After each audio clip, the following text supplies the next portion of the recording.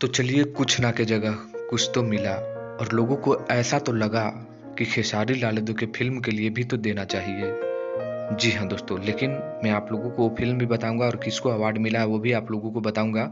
उससे पहले एक छोटा सा रिक्वेस्ट है कि चैनल को जरूर सब्सक्राइब कर लीजिए, वीडियो को लाइक करिए और शेयर कर दीजिए।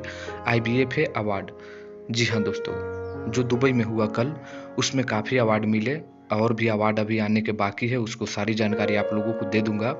लेकिन एक अवार्ड मिला है, बेस्ट डेब्यू एक्ट्रेस का अवार्ड मिला है भोजपुरी के हिट मशीन खेसारी लाल यादव के साथ काम करने वाले हीरोइन मेघा श्री को। जी हाँ दोस्तों, और वो कौन सा फिल्म है मैं आप लोगों को बताना चाहूँगा।